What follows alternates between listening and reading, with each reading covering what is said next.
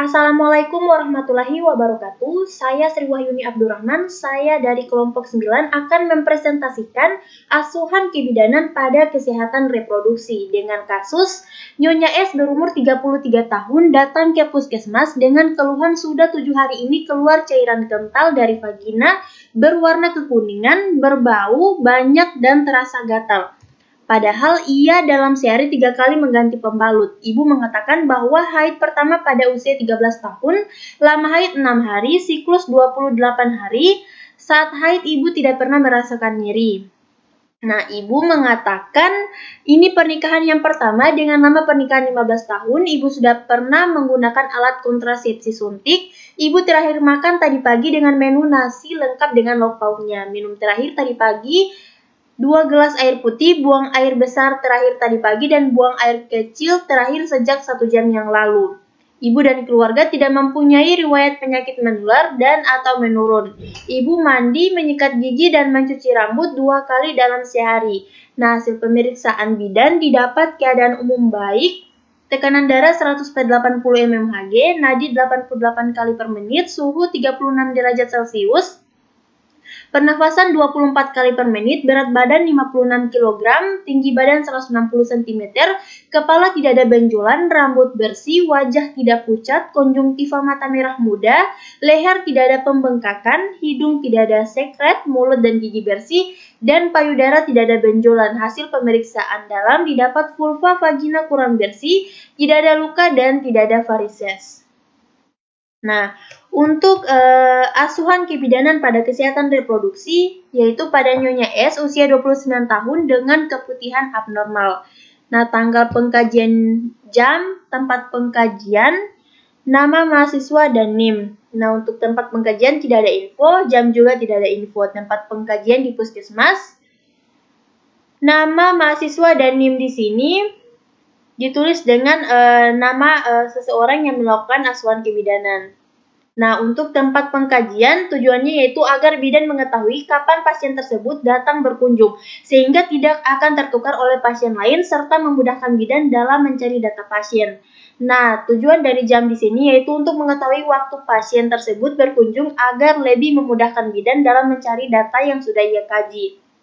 Nah, untuk tujuan tempat pengkajian yaitu untuk mengetahui di mana kita melakukan asuhan pada klien. Nah, untuk nama mahasiswa dan NIM di sini yaitu untuk mengetahui siapa yang melakukan asuhan kepada pasien agar nantinya ada masalah pada pasien tersebut bisa menghubungi orang yang melakukan asuhan sebelumnya. Nah, selanjutnya pada pengumpulan data. Nah, pengumpulan data tujuannya yaitu dilakukan pengkajian dengan pengumpulan semua data yang diperlukan untuk mengevaluasi keadaan klien secara lengkap, mengumpulkan semua informasi yang akurat dari sumber yang berkaitan dengan kondisi klien.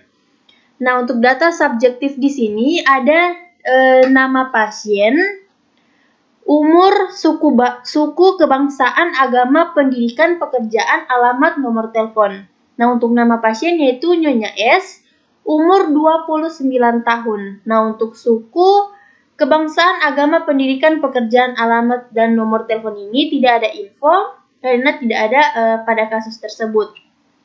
Nah, tujuan dari nama pasien di sini yaitu untuk mengenal pasien agar nantinya kita berkomunikasi dengan pasien dalam melakukan asuhan kebidanan dapat memanggil identitas atau sesuai namanya.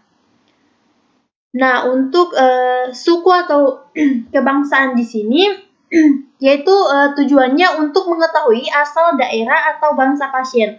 Hal ini sangat penting kita kaji karena ini mengenai pola pikir terhadap tenaga kesehatan, pola nutrisi, serta adat istiadat yang ia anut. Sehingga dalam melakukan asuhan kebidanan, kita tidak menyinggung pasien tersebut. Nah, kemudian untuk agama. Nah, tujuan dari pengkajian agama di sini yaitu untuk mengetahui keyakinan dari pasien sehingga kita bisa menghargai keyakinan dari pasien tersebut. Nah, untuk pendidikan tujuannya untuk menyesuaikan kita berkomunikasi dengan pasien dalam memberikan asuhan kebidanan. Nah, untuk pekerjaan, untuk mengetahui status ekonomi pasien, hal ini sangat penting karena kita bisa tahu status gizi pasien. Nah, untuk alamat tujuannya itu untuk memudahkan bidan dalam melakukan evaluasi yang sudah pasien lakukan. Nah, untuk nomor telepon untuk memudahkan bidan dalam berkomunikasi dengan pasien dan pasien juga bisa memberitahu keluhan selanjutnya yang ia rasakan. Nah, selanjutnya anamnesa.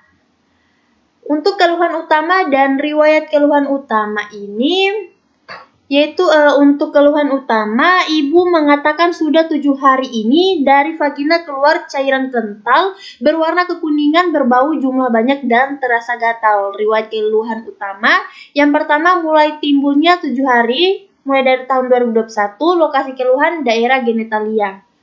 Nah, riwayat perkawinan, ibu mengatakan ini perkawinan pertama, lama perkawinan 15 tahun. Riwayat haid meners 13 tahun, lama haid 6 hari, siklus 28 hari.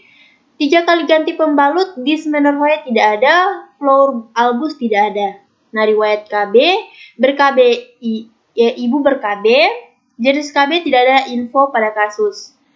Nah, untuk riwayat aktivitas sehari-hari, yaitu nutrisi, makan terakhir tadi pagi, frekuensi 3 kali sehari, porsi 1 piring, jenis nasi dan lauk pauk. Minum terakhir tadi pagi, frekuensi 2 gelas jenis air putih. Tidak ada makan atau minum pantangan, keluhan juga tidak ada. Nah, untuk eliminasi, BAK terakhir sejak 1 jam yang lalu, BAB terakhir tadi pagi. Nah, istirahat. Nah, untuk istirahat tidak ada info.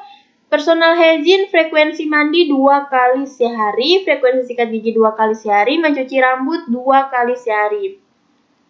Nah, tujuan dari keluhan utama ini yaitu untuk menggali informasi lebih dalam, untuk melakukan pemeriksaan serta melakukan tindakan. Nah, untuk tujuan dari riwayat perkawinan yaitu untuk mengetahui sudah berapa kali ia menikah sehingga asuhan kebidanan bisa sesuai. Nah, untuk riwayat haid, untuk mengetahui haid pertama pasien sehingga bidan bisa mendiagnosa masalah pasien tersebut. Nah, untuk riwayat KB, untuk mengetahui apakah pasien menggunakan KB dan KB berjenis apa sehingga bidan bisa mengetahui penyebab keluhan yang pasien sampaikan. Nah, untuk riwayat kesehatan tujuannya untuk mengetahui apakah ibu dan keluarga mempunyai penyakit menular dan menurun sehingga bidan mudah dalam melakukan diagnosa terhadap pasien. Nah, untuk nutrisi, untuk mengetahui pola nutrisi dari pasien. Untuk eliminasi, untuk mengetahui pola eliminasi pasien. Nah, untuk istirahat, untuk mengetahui kapan pasien terakhir beristirahat. Kemudian personal hygiene, untuk mengetahui kebersihan genitalia ibu sehari-hari.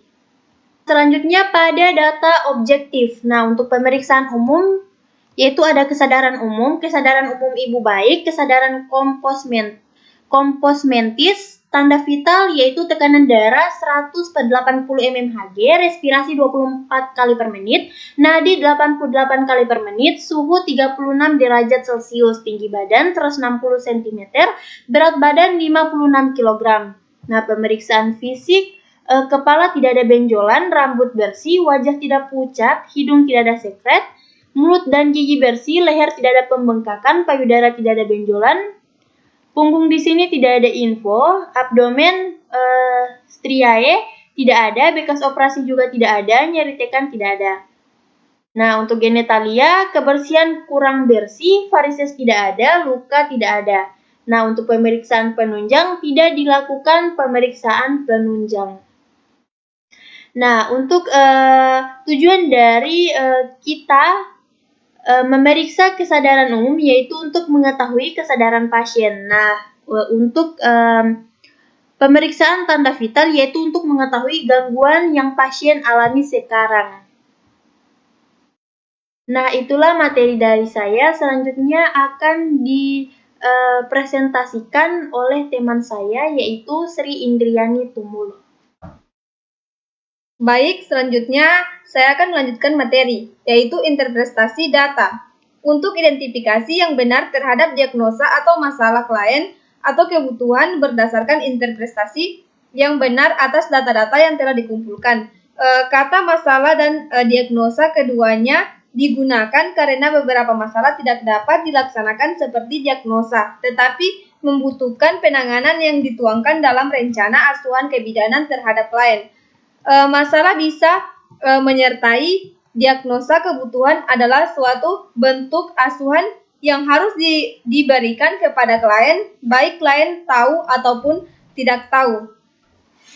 Kemudian diagnosa suatu kasus yaitu kasus Nyonya S usia 33 tahun dengan keputihan normal.